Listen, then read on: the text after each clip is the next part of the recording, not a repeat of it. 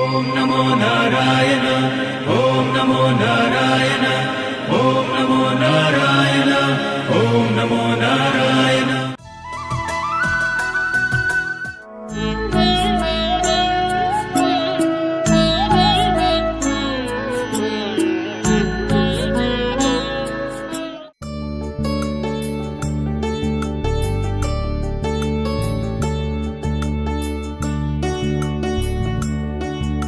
ఏమైనా రాజకీయ ఏం చేస్తున్నావే?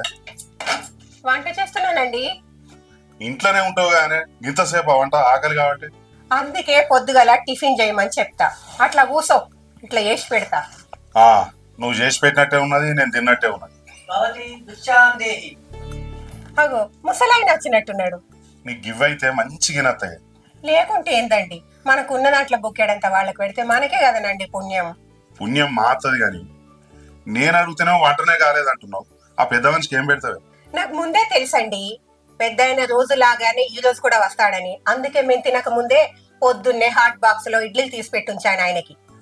సరే తీయ, నువ్వు చెప్ తినేదానివా? సరే కానీ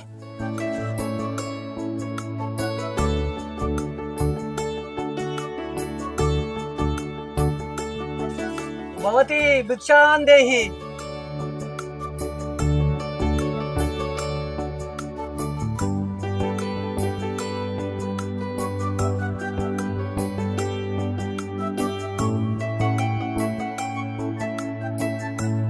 ఎవరి పుణ్యం వారిదే, ఎవరి పాపం వారిదే.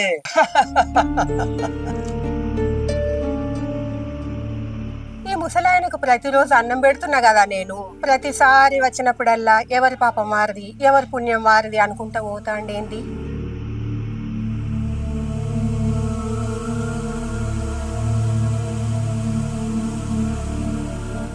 రాధిక, ఆ ముసలాయనకు అన్నం పెడతా అని పోయి అంత ఎట్లా ఆలోచించుకుంటా వస్తున్నావు? ఏం లేదండి. ఏం లేకపోవడం ఏందే? పోయేటప్పుడు ఎంత ఉత్సాహంగా వేను, వచ్చేటప్పుడు మాడపోకం పెట్టుకుని వచ్చాను. ఆయన వాడు ఏడు రాజుగాడేడి కనిపించలేడు. వాడు వన్ ఫ్రెండ్స్ తోటి బయటకు పోయిండండి. రాత్రి లేటుగా వచ్చిండు, పండుకున్నాడు, ఇంకా లేవలేదు. టైం 10-11 అవుతుంది ఇప్పుడు, ఇంకా లేవకపోయేదాం కారణం ఏంది? వాడు వానికి నువ్విచ్చిన గౌరవం ఇదంతా. పా లేపుదాం పన్నాడు. రాజు, అరే రాజు, రాజు బాగున్నా నాకు కొంచెం పడుకొని. అరే ఇంకెంతసేపు అంటావురా? నువ్వు లేచి మాట్లాడు ఒకసారి. ఒక్కసారి చెప్తే అర్థం కాదా? అరే నీకు కొంచెమన్నా సిగ్గున్నా అదిరా? నీ తోటోళ్ళు ఎవ్వని పని వాడి చేసుకుంటుండు. బీటెక్ అయిపోయి 2 ఏళ్ళ తినుడు తిరుగుడు, తెల్ల నాకనేమో తిరుగుడు, పొద్దున్న నాకనేమో పండుడు. పంది లెక్క అంటున్నావు కాదురా? ఏంది నాన్న ఊకుల కొద్ది పంది కింద ఎటువంటి మాట్లాడుతున్నావు? నిన్ను పందే రాకపోతే ఏమన్నా? 11 అవుతుంది, 11 దాకా పండుకొని ఉంటున్నావు. నిన్ను ఎంత మంచిగా చూసుకున్నారా? బీటెక్ చేయించిన, మల్రెడ్డి కాలేజ్ చేయించిన, ఆయన నీ తోటోళ్ళు అందరూ జాబులు చేస్తున్నారు. నువ్వు ఈ పండుడు తినుడు. అందరు నాన్న లెక్క నువ్వు కూడా నన్ను చూసుకొని ఉంటే నేను మంచిగానే ఉండేటోని. అరే నా తాతకు మించినట్టు నిన్ను చూసుకున్నారా? అట్లా నువ్వు ఒక్కను అనుకుంటే సరిపోదు నాన్న, మాకు కూడా అనిపించాలి. అరే నువ్వు ఏది అడుగుతాది పెట్టినా కాదురా ఎప్పుడన్నా? అరే ఒక్కసారన్నా నువ్వు ఒక 10 రూపాయలు సంపాదించి నాకు తీసుకొచ్చి పెట్టినావురా? అయినా కూడా నీ పర్సులో కూడా పైసలు పెడుతుంటున్నా నేను. ఇవన్నా యాదికి రావురా నీకు? ఏంది ఏది అడుగుతుంది పెట్టినావా? నేను నిన్ను బండి అడిగి ఎన్ని రోజులు అవుతుంది? మా ఫ్రెండ్ వాళ్ళ గురించి మాట్లాడుతున్నావు కదా. మా ఫ్రెండ్ వాళ్ళ నాన్న ఇట్లా బండి అడిగానే 2 రోజుల్లో బండి తీసుకొచ్చి వాళ్ళు ముంగడ పెట్టిండు. నువ్వేం చేస్తావు? అరే బండి కొనియలేక కాదురా నేను. మీకు బండి కొనితే మీరు నడిపే వేగం ఏందో నాకు తెలుసు. ఒక్కగానొక్క కొడుకురా, నీకేమన్నా అయితే మేము తట్టుకోమురా. అందుకే నీకు బండి కొనియలేదా? ఏ ఆపరానా నీ దొంగెడుపులు దొంగ నాటకాలు. ఇప్పుడు ఎక్కడ బండి కొని పడుతుందేమో అని దొంగ నాటకాలు ఆడుతున్నావు. ఏంద్రా నువ్వు ఇట్లా నాన్న మీదకి ఎగబడుతున్నావు? చిన్న పెద్ద లేదా నీకు? పొద్దున లేవు అంటే ఇవన్నీ మాటలు మాట్లాడుతున్నావా నాన్న మీదకి? నాకు మీరేం చెప్పే అవసరం లేదమ్మా. ఎప్పుడు అనుకోవాలో ఎప్పుడు లేవాలో నాకు మస్తు తెలుసు. అరే నీకు చిన్న పెద్ద తేడా ఏం కనిపించలేదురా? అమ్మతో ఇట్లేనారా మాట్లాడు? ఏందిరా బాగా తెచ్చిపెట్టవాడు తిరిగి, బాగా పెద్దోని అయినవురా. నువ్వు ఇంతోని అయినావు అంటే నేను తెచ్చి పెట్టకపోతే ఎవరిని తిన్నావురా నువ్వు? ఇన్ని రోజులు ఎవరిని తిండి తిని బతికినావురా నువ్వు? ఓ మీరు మస్తు తెచ్చి పెట్టబడితే నేను తిని పడబడి. ఏందిరా నీకు పిచ్చి గిట్లా పట్టిందా ఏంది? నోటికేదత్త అది మాట్లాడుతున్నావు? అమ్మా నువ్వు మధ్యలో మాట్లాడకు, మంచి ఉండదు చెప్తున్నా. ఏయ్, ఏంద్రా అమ్మ మీదకి ఏదైతే చూస్తున్నావురా? ఇంత పెద్దవైనా ఎవరు నువ్వు? నన్నే కొడతావా? ఒక్క క్షణం కూడా నేను ఇంట్లో ఉండా. ఏం అప్పుడే వాడిని ఒక్క గంట కానీ 2 గంటలు కానీ లోపల మాడినాక వాడే మళ్ళీ తిరిగి వస్తాడు సాయంత్రం వరకు. పోని ఎంత దూరం పోతాడు పోని. ఆ వంటది నాకు కనబెట్టు.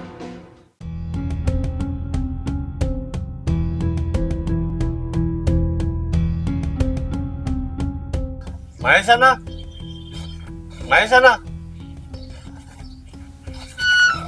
ఏమేంద్ర అన్న ఏంద్ర ఎట్లున్నావు?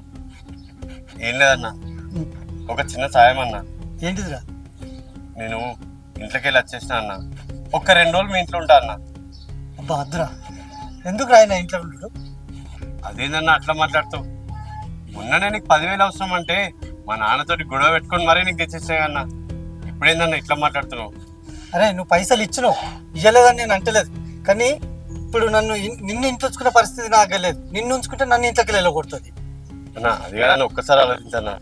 అది కాదు, ఇక నువ్వు ఏమన్నా అనుకో, నిన్ను ఉంచుకోవడం కుదరదు. వద్దురా వద్దు, పోరా పో, పో.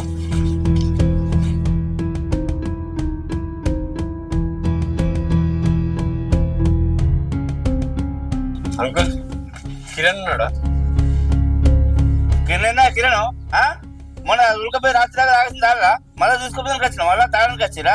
కిరణ్ ఏంటన్నా వెళ్ళిపో. అది కాదు అంకుల్, ఒక్కసారి కిరణ్ తోటి మాట్లాడతాను. కిరణ్ ఏంటా వెళ్ళిపో, ఎక్కడ తెలియదు. కిరణ్ ఏంటో కిరణ్ అంటారు.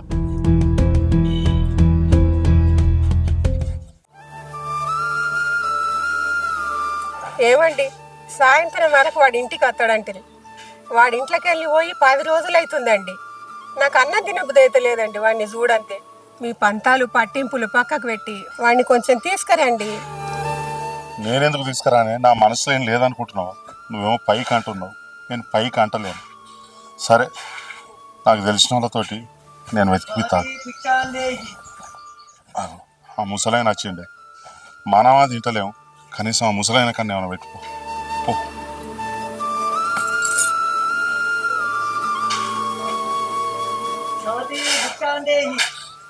అరే రాజు, ఎక్కడున్నావురా? 10 రోజులు అయినా నిన్ను చూడక. అన్నం కూడా తింటలేవురా. నువ్వు తిన్నావో తినలేదు చెప్పని ఇంటికి రా బిడ్డ.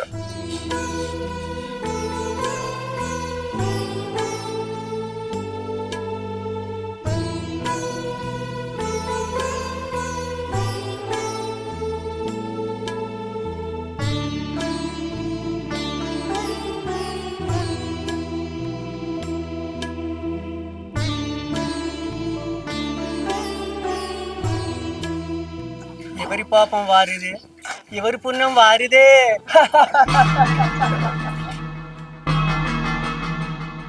నేనింత బాధలో ఉన్నా ఈ ముసలాయనకి అన్నం పెడితే ఎవరి పాపం వారిది, ఎవరి పుణ్యం వారిది అంటుండేంది.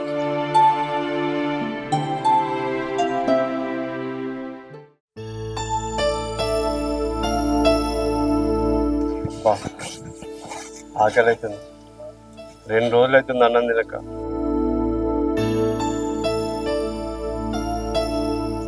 మా నాన్నని కాదని వీళ్ళందరికీ సాయం చేస్తే ఇప్పుడు నాకు కష్టం వచ్చిందంటే ఒక్కళ్ళు కూడా సాయం చేస్తలేదు. ఇంటికి పోక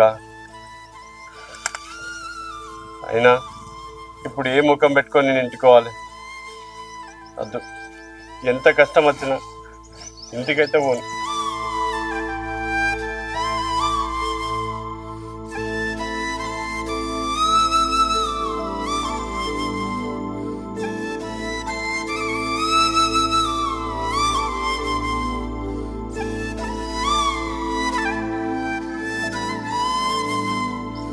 భవతి భిక్షాందేహి.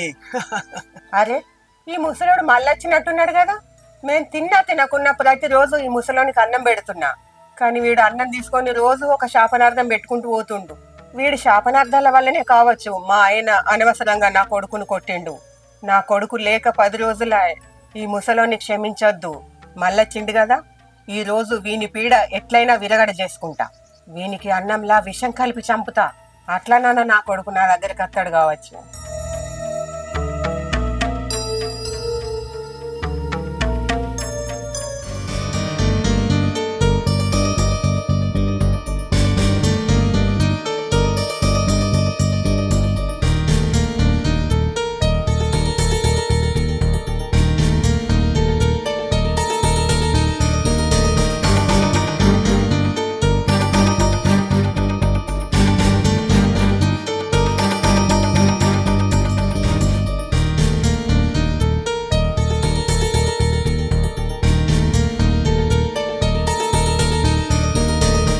భవతి భిక్షాం దేహి.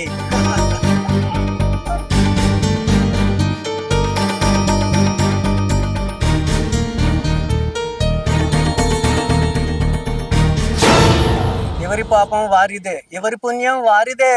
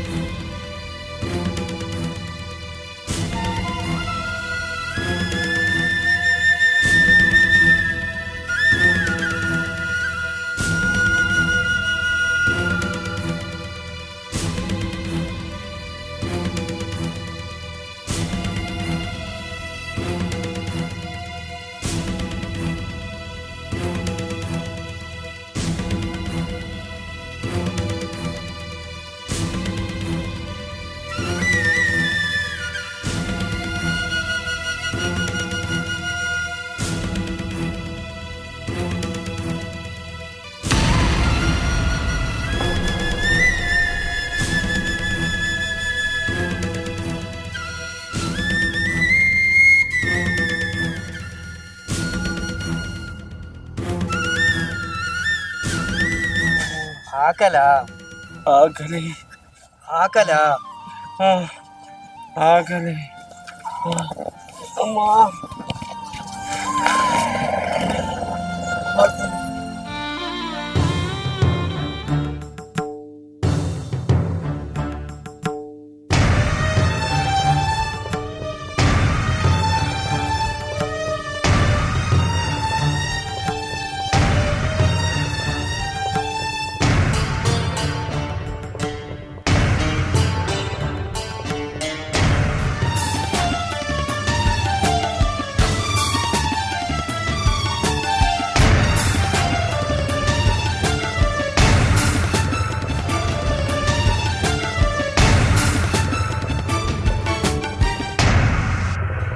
ఆకలి ఆకలని ఇంత తల్లాడతాను.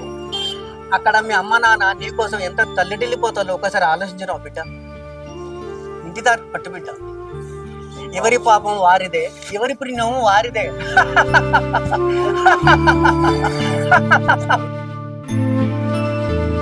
అవును, నిజమే. అక్కడ మా అమ్మ నాన్న నా కోసం ఎంత తల్లడిల్లిపోతుర్రు. ఛీ,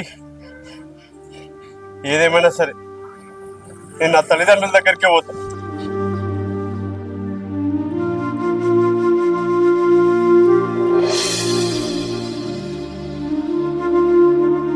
అమ్మా, రాజు, రాజు, ఏమైపోయినావు కొడుకు? ఇన్ని రోజులు ఎక్కడికి పోయినావురా? ఎట్లయిపోయినావు చూసుకో, సరి అవతారం చూసుకున్నానా? ఈ బట్టలేంది, ఈ కత్తి ఏంది నాన్న? కాలు చేతులు కడుక్కో బిడ్డ, బుక్కెడంత అన్నం తిందువు గాని. వద్దమ్మా, నేను 4 రోజుల నుంచి ఏం తినకుండా కళ్ళు తిరిగి రోడ్డు మీద పడిపోయి ఉంటే ఒక ముసలాయన వచ్చి నాకు కడుపు నిండా అన్నం పెట్టినాన్న.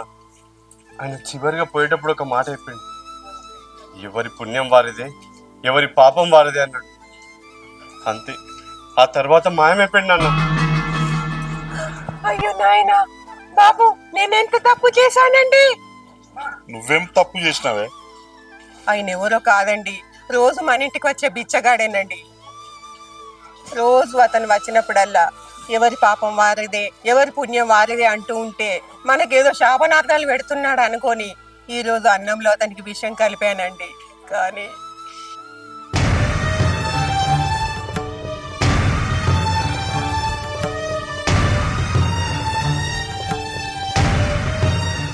అద్దుతి, విషం కలిపి ఒక ముసలోని చంపిన పాపం నాకెందుకు?